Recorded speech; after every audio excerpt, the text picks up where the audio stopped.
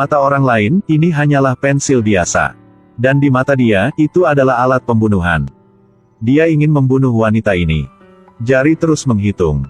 Lampu lalu lintas berubah menjadi hijau. Sebuah bus datang. Orang tua itu sedang membaca koran di pinggir jalan. Kotak surat itu tersiram air. Dia meletakkan pensil di atas kotak surat. Pada saat ini, seorang pria sedang mengendarai sepeda. Pertunjukan dimulai. Pensil itu jatuh ke tanah dan menarik perhatian lelaki tua itu. Orang tua itu hendak bangun dan mengambilnya ketika dia menabrak pria yang mengendarai mobil. Pria itu menghindarinya, menabrak barisan buah, menarik perhatian pengemudi. Dia tidak tahu bahwa lampu merah menyala, wanita itu dinabrak sampai mati. Setiap detail 100% akurat. Pria ini menggunakan efek kupu-kupu untuk membunuh orang. Namanya William, IQ 250. Rencana pembunuhannya baru saja dimulai. Polisi hadir di tempat kejadian tetapi tidak menemukan bukti. Hanya melihat ada pensil di tanah. Tidak lama kemudian, ada seseorang meninggal juga. Di sebelah mayat muncul pensil itu lagi. Polisi berpikir bahwa kasus ini sama sekali tidak sederhana. Olivia berpikir si pembunuh menggunakan reaksi berantai untuk melakukan pembunuhan itu. Satu rekan membantahnya. Jalan itu memiliki total 37 orang. 22 taksi, 4 truk, dan 2 bus. Kecepatan angin adalah 5 hingga 10 mil per jam. Ini mengacu pada persamaan diferensial 120 sistem momentum. Otak siapa yang bisa secerdas itu? Kata-kata baru saja berakhir. William membunuh satu orang lagi. Polisi dengan cepat tiba di TKP. Mereka bertanya kepada saksi apakah dia pernah melihat pensil. Pada saat ini, pena muncul lagi. Olivia tahu bahwa seseorang akan mati. Dia melihat sekeliling dan menemukan bahwa William sedang menghitung sesuatu. Seorang pria lain dinabrak dan dibunuh oleh ambulans. Dia masih di sini. Olivia yakin pembunuhnya adalah William.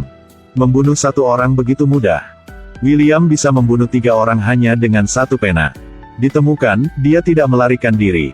Malah melempar sepeda ke bawah jembatan. Keluarkan tangan Anda dari saku segera. William dengan tenang mengangkat tangannya. Satu mobil lewat di bawah jembatan.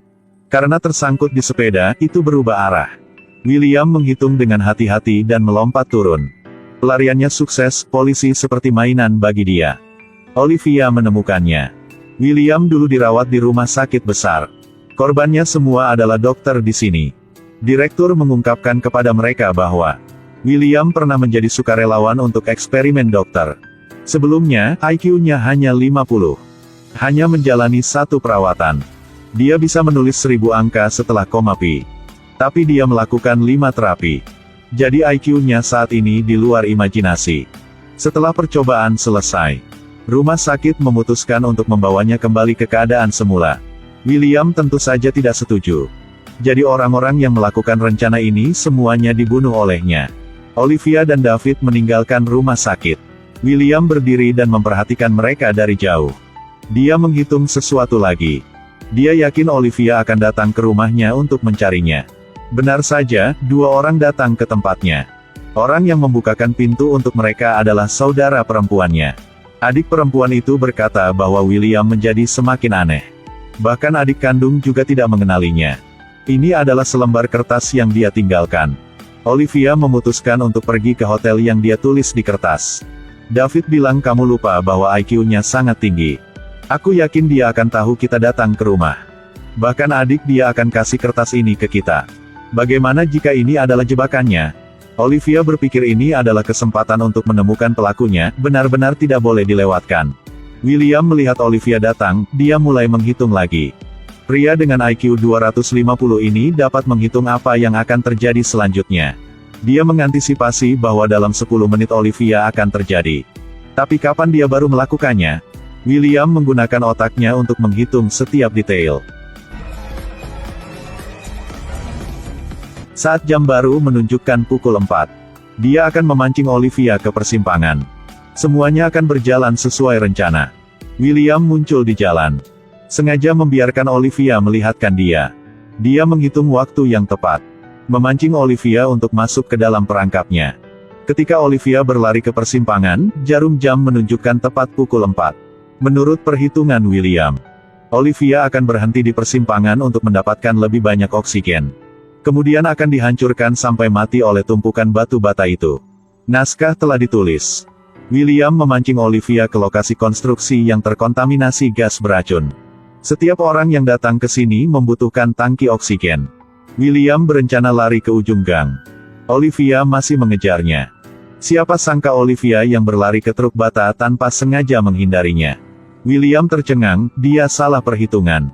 Olivia bergegas ke arahnya. Tapi dia jatuh ke tanah. Jadi dia terlalu ceroboh. Dia tahu ini adalah tempat beracun tetapi dia tidak memiliki tangki oksigen. Jadi ketika dia berlari ke persimpangan, dia tidak berhenti tetapi terus berlari, jadi dia menghindari kecelakaan itu. Ini adalah sesuatu yang tidak diharapkan William. Pada saat ini, David hadir tepat waktu, William masih berusaha melarikan diri.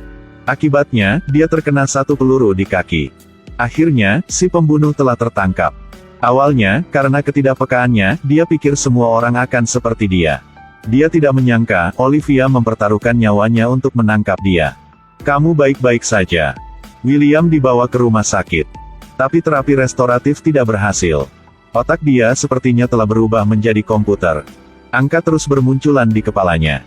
Hanya mesin di depannya yang bisa berkomunikasi dengan William.